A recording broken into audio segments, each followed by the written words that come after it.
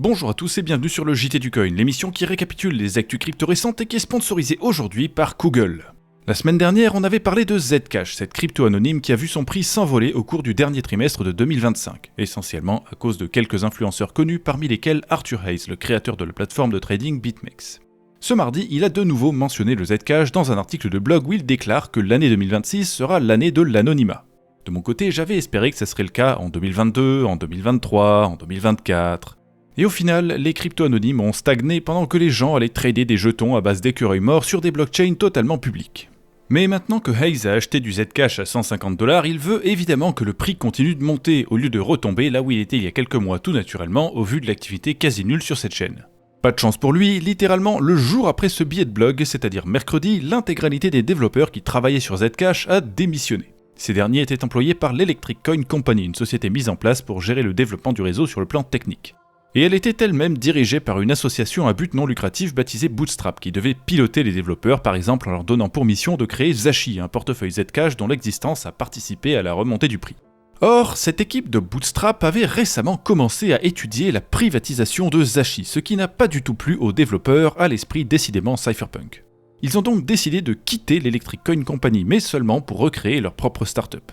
Une société menée par des cypherpunks, pour les cypherpunks, qui peut agir vite, qui n'a pas à souffrir de l'influence de Bootstrap et de la fondation bureaucratique, obèse et mal adaptée à ce type d'activité. Leur projet est très simple, ils veulent faire de Zcash, qui était encore tout récemment sans importance, un concurrent sérieux de Bitcoin, Ethereum et Solana, avec des milliards d'utilisateurs. Des objectifs grandioses et louables, mais qu'ils sont encore très loin d'atteindre vu qu'il y a eu sur Zcash à peu près autant de transactions validées au cours des dernières 24 heures que sur Solana en 3 secondes et demie. Cela dit, je leur souhaite quand même bonne chance parce que moi aussi j'espère que l'année 2026 sera l'année de l'anonymat. Et maintenant passons à la France avec pour commencer un petit message à propos de notre sponsor du jour. Google, c'est ce qui arrive quand des développeurs français fusionnent Pokémon avec un Flamby et qu'ils mettent le résultat sur la blockchain. C'est un jeu vidéo play to earn auquel tout le monde peut jouer gratuitement, même sans avoir de portefeuille crypto, et qui consiste à multiplier ses petits flancs très expressifs, les entraîner et participer à des mini-jeux et des concours pour peut-être gagner quelques pièces si vous vous débrouillez bien. Après une longue période de bêta-test, le jeu a enfin été lancé il y a quelques semaines, alors si ça vous intéresse, je vous laisse cliquer sur le lien en description. Malheureusement, il n'y a rien d'autre d'amusant qui concerne la France en ce moment, puisque l'année 2026 a commencé avec une nouvelle fuite de données qui touche certains clients Ledger. Enfin, pour être plus exact, ce n'est pas vraiment la faute à Ledger. La fuite provient de GlobalE, un de leurs partenaires établis en Israël qui offre des services liés au commerce par Internet. Ce n'est pas n'importe qui, la société GlobalE est cotée en bourse avec 6 milliards de capitalisation, elle a des clients prestigieux comme Disney, Givenchy, Ralph Lauren, Netflix, etc. Donc on ne peut pas vraiment dire que c'est la faute à Ledger parce qu'ils auraient choisi comme partenaire une start-up inconnue au bataillon. Ledger n'est même pas le seul client GlobalE qui a été touché en fait, c'est juste qu'on en parle beaucoup parce que les données qui ont été prises sont plus sensibles dans la crypto. Que des pirates découvrent où vous habitez et qu'est-ce que vous payez à Netflix tous les mois, c'est une chose, mais que les pirates découvrent où vous habitez et quel type de portefeuille crypto vous avez, c'est un peu plus embêtant.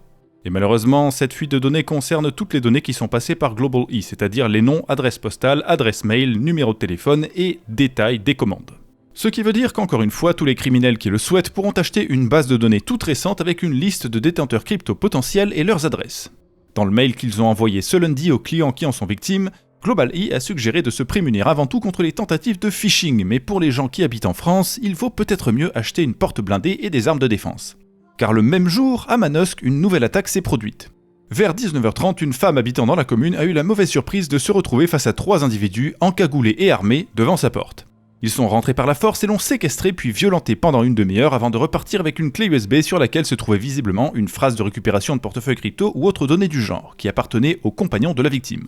Pour l'instant, on ne sait pas encore comment ils ont été mis au courant de la présence de la victime à cet endroit, mais l'enquête est en cours. Écoutez, laissez la police faire son travail. Dès que j'aurai de plus amples informations, croyez bien que vous en serez les premiers informés. Ce genre d'attaque ne semble toutefois pas si surprenant quand on sait ce qui se passait jusqu'à récemment au sein de l'administration fiscale française. Vous en avez peut-être entendu parler, l'été dernier, une certaine Galia C, agente des impôts relevant du ministère de l'économie et des finances, avait été mise en examen pour association de malfaiteurs suite à l'agression à son domicile d'un surveillant pénitentiaire. En effet, cette Galia aurait été la source ayant permis aux agresseurs de savoir où ce surveillant habitait. Avec son accès aux bases de données de l'administration fiscale, elle avait vendu des informations aux plus offrants en ce qui concerne de multiples citoyens un peu lambda comme ce surveillant de prison, mais aussi des personnalités comme Vincent Bolloré. Une affaire choquante qui prouve à quel point nos données sont mal protégées par l'administration, mais qui ne semblait pas concerner la crypto a priori. C'était juste l'histoire d'une administration naïve et stupide qui accepte gentiment d'employer une personne déjà condamnée dans le passé pour avoir remis des stupéfiants à des détenus en prison. Sauf que nous avons appris ce mardi qu'en plus de ces recherches sur des personnalités publiques, il y a aussi des investisseurs en crypto. Combien y a-t-il eu de victimes de homejacking à cause d'elle ? Pour l'instant, on n'en sait rien. Mais ce que je me demande surtout, c'est combien il y a d'autres fonctionnaires comme elle au sein de l'administration fiscale. S'ils ont été capables d'embaucher une femme pour qui le respect des lois est une notion particulièrement floue, c'est qu'il doit y en avoir d'autres qui sont capables de la même chose, qui se laisseront corrompre pour quelques centaines d'euros. À moins que l'administration devienne beaucoup plus sévère sur ce genre de points, on va voir les cas du genre se reproduire, c'est garanti. Alors encore une fois, si vous en avez les moyens, investissez dans la sécurité. Et idéalement, faites en sorte de ne pas vendre de crypto pour ne rien avoir à déclarer à l'administration. Pas de déclaration, pas de données, pas de fuite. Bref, en attendant la conclusion de cette affaire, parlons un peu d'un autre scandale qui ne touche pas la France, mais la Chine et l'Asie en général. Ce mardi, les autorités cambodgiennes ont enfin arrêté le tristement célèbre Chen Zhe, un ressortissant chinois président d'un certain Prince Group.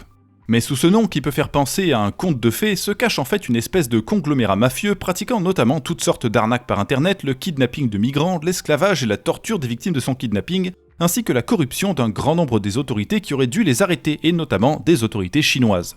Nous en avions déjà parlé il y a à peu près 2 mois, à l'époque où il avait été révélé que les États-Unis avaient réussi à subtiliser 127 000 bitcoins appartenant à ce groupe mafieux et provenant à plus de 90% de ses activités criminelles. Et lorsque l'info avait été rendue publique, les autorités chinoises avaient immédiatement publié un message indiquant que les États-Unis avaient commis un vol sans aucune justification, en oubliant totalement, par pur hasard, de mentionner toutes les activités criminelles de Chen Zhe.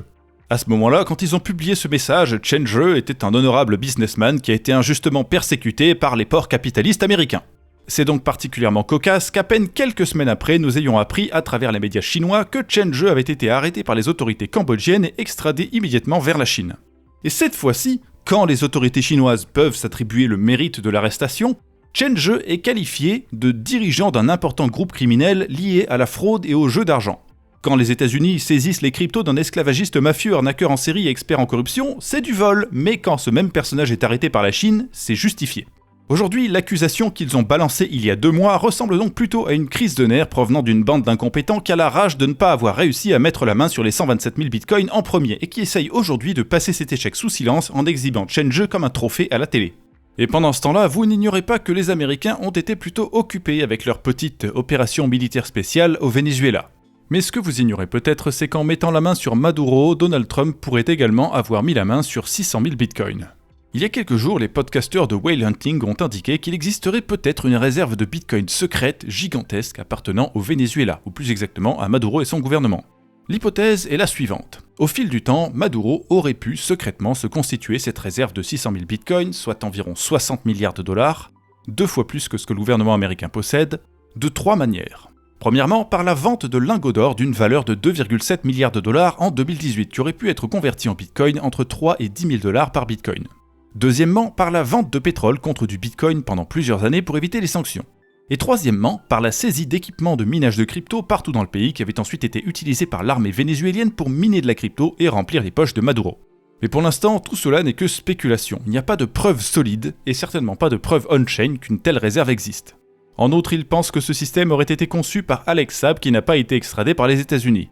Donc même si on finit un jour par découvrir la vérité, et que cette réserve existe bel et bien, il y a des chances qu'elle reste quand même hors de portée des États-Unis. Quoi qu'il en soit, nous avons fini avec les actus de la semaine, alors je vous souhaite une bonne fin de week-end, et j'espère qu'on se reverra dimanche prochain sur YouTube. À bientôt!